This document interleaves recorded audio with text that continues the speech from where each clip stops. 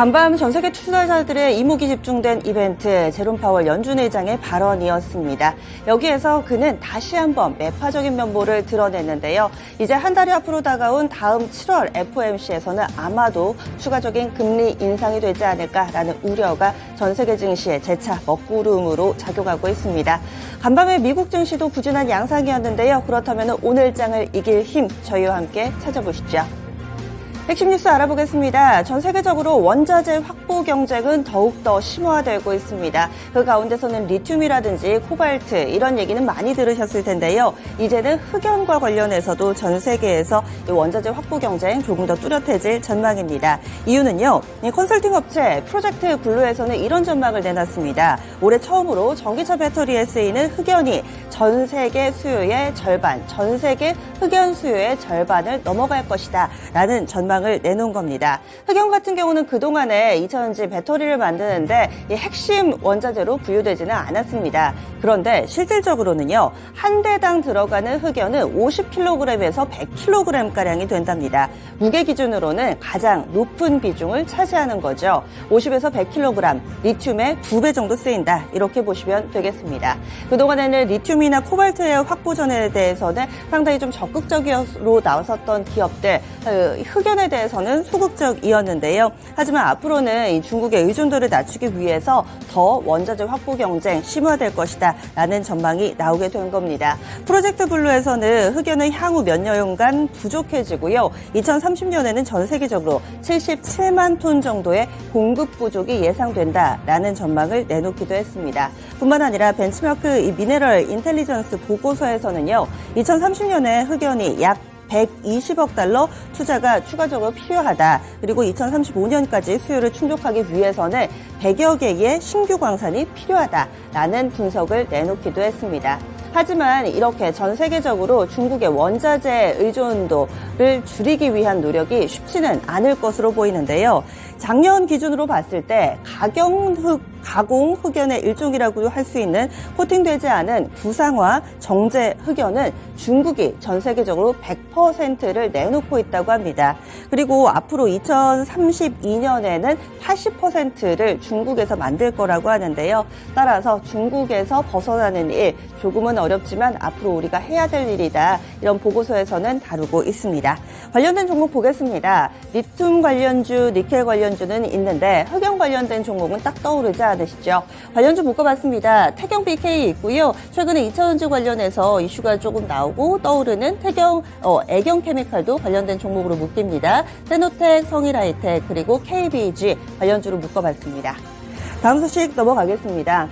테슬라의 돌풍이 전 세계적으로 불고 있습니다. 물론 간밤의 주가는 약간은 꺾이기는 했는데요. 테슬라에서 만든 이 충전기도 전 세계 완성차 메이커들의 러브콜을 받고 있고요. 또 테슬라 이 차 자체에 대해서도 수요가 좀 급증하면서 전 세계적으로 이 공장을 확대하는 모습 박차를 가하고 있습니다. 그래서 앨런 머스크 CEO가 누구를 만나는지 여기에도 상당히 많은 관심이 쏠리고 있는데요. 이번에는 인도의 모디 총리와 만났습니다. 여기선 공장을 지을 것인가 말 것인가 이 얘기가 오갔다고 하는데 아직까지는 접점을 찾지 못한 것으로 알려지고 있습니다. 앨런 머스크 쪽에서는 이렇게 얘기했답니다. 공장 짓기 전에 먼저 팔아보겠습니다. 그런데 인도 같은 경우는 수입차에 대해서 관세율이 상당히 높은 수준인데요. 관세를 낮춰달라라는 게 이 테슬라 쪽에서의 주장이고요. 그리고 모디 총리 같은 경우는 공장 먼저 지어라 이렇게 이야기하고 있습니다. 그래서 이번에 이 테슬라에서 인도의 공장을 지을 수 있을 것인지 아닌지는 확정되지는 않은 상황이고요. 인도만 타진하고 있는 것은 아닙니다. 앞서서 이탈리아 총리 그리고 프랑스 대통령과도 앨런 머스크 CEO가 만난 바 있고요. 윤 대통령하고는 지난해 11월에 화상면담했고 또 지난 4월에 이 미국 국빈 방문 때 이 머스크 CEO를 만나기도 했었죠. 여러모로 이 테슬라에서는 이 여러 가지 국가를 일단은 염두에 두고 있는 상황입니다. 아시아 기가팩토리 후보 지역으로는요. 우리나라뿐만 아니라 있습니다. 지금 모디 총리를 만났다라는 데에서 나타나듯 이 인도 있고요. 인도네시아, 태국 등을 검토하고 있는 것으로 알려져 있습니다. 현재 테슬라의 공장은 총 4개입니다. 미국에 2군데 있고요. 그리고 중국 상해, 독일에도 한 군데 있어서 총 4곳. 전체적으로는 연간 200만 대의 생산 캐파를 보유하고 있습니다. 그리고 작년 12월에 이 멕시코에 5번째 공장 확정했습니다. 짓는다고 밝힌 바 있죠. 향후에 12개 정도 더 지을 예정인데요. 과연 우리나라에서도 이 테슬라의 기가팩토리 유치를 할 수 있을 것인가, 여기에 관심이 쏠립니다. 관련된 종목입니다. 2차전지 관련주 말고요. 이 자동차 부품 쪽에서 묶어봤습니다. 서현이와 우리산업, 명신산업, 그리고 MS오토텍, AP 시스템 정도가 묶이니까요. 이 기가팩토리 관련된 뉴스가 나올 때마다 체크를 해보셔야겠습니다. 다음 뉴스 넘어가겠습니다. 국내 휴대폰 만드는 업체는 약간 부담될 수 있는 소식입니다. 최근에 EU 쪽에서도 여러 가지 환경 규제, 그리고 또 전 세계적으로 이 자국에 좀 더 유리한 이런 여러 가지 법안들을 만들고 있는 상황 가운데서 이 유럽연합도 가만히 있을 수가 없겠죠. 최근 들어서 이 유럽연합의 이런 움직임이 좀 더 빨라지고 있습니다. 이 유럽연합의 이 배터리법 내용에 따르면요, 유럽에서는 배터리를 분리할 수 있는 스마트폰만 팔아야 된다라는 조항이 포함되어 있다고 합니다. 11조라는데요. 유럽연합에서 이런 법안을 공포를 한 이유, 그 배경에는 기본적으로는 친환경이 있습니다. 그리고 소비자 편의성도 높일 수 있다라고 이야기를 하지만 안으로 들어가 보면은 계속해서 아시아라든지 미국의 IT 기기가 유럽 전체적으로 좀 점유율을 높여가고 있기 때문에 이에 대한 견제가 아닌가라는 해석도 나오고 있습니다. 어찌됐든 간에 이렇게 진행이 되면 삼성이라든지 애플, 현재 일체형 배터리 스마트폰을 팔고 있는 이 핸드셋 업체에는 부담이 될 수밖에 없는데요. 삼성과 애플 측에서도 당황스럽다. 그리고 이 탈착형을 만들게 될 경우에는 비용 부담이 우려된다라고 이야기하고 있습니다.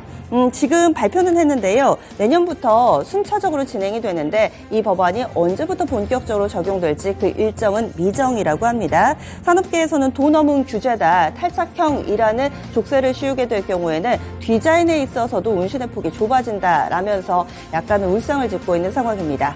그렇다면 이 뉴스에 반응할 만한 종목 보겠습니다.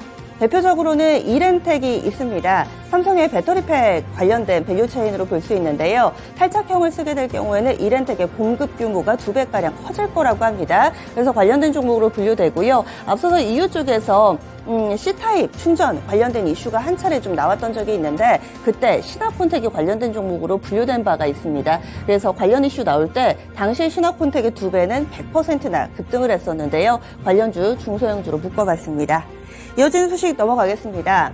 최근에 영업사원 1호라는 수식어가 붙으면서 윤석열 대통령의 이 해외 순방, 그리고 여기에서 가져올 성과에 대해서 상당히 좀 많은 이목이 집중되고 있는 상황인데요. 간밤에 나왔던 소식입니다. 유럽 지역 투자 신고식 있었고요. 여기에서 첨단 기업 6개사가 저 합해서 1조 2천억 원의 투자 계획이 밝혀졌습니다.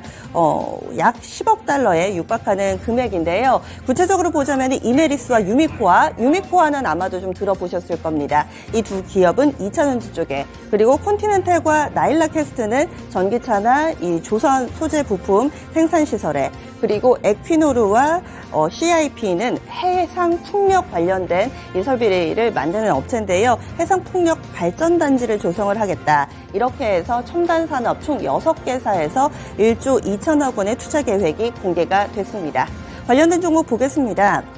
보시면은요, 지금 에코앤드림 같은 경우는 유미코와 관련된 종목입니다. 에코앤드림하고 또 E&D, 이 종목군 같은 경우는 유미코와 관련된 2차전지 쪽을 묶어볼 수가 있고요. CS 베어링, CS 윈드, 그리고 유니슨 같은 경우는 해상풍력 쪽, 풍력 관련된 투자가 들어왔을 때 또 관련된 종목으로 묶입니다. 마지막 소식 넘어가겠습니다. 간밤에 뉴욕 증시의 흐름 안 좋았습니다. 3대 지수 나란히 밀렸고요. 제롬 파월 연준 의장의 발언으로 인해서 분위기가 싸늘해졌습니다. 특히나 밀린 종목을 좀 눈여겨보셔야 될 것 같은데 기술주의 약세가 뚜렷했습니다. S&P 500기업 가운데 가장 큰 낙폭은 인텔이었고요. 두 번째는 AMD, 그 다음으로는 테슬라 순이었습니다. 5% 넘게 밀렸습니다. 기술주 약세가 두드러졌던 만큼 이에 따라서 국내 관련된 종목분들 오늘장 다소 예의주시해 보셔야 되겠습니다. 이런 가운데 제롬 파월 연준 의장의 발언이 나오고 나서 페드워치 체크해봤더니요. 오는 7월 26일에 있을 FOMC에서 금리 인상 가능성은 70%가량이 기록되고 있는 상황입니다. 이번 발언 전과 크게 달라지지는 않았는데 7대3의 비율로 금리 인상에 조금 더 무게가 실리고 있는 상황입니다. 이렇게 해서 핵심 뉴스 알아봤습니다. 오늘도 개장은 증권통입니다.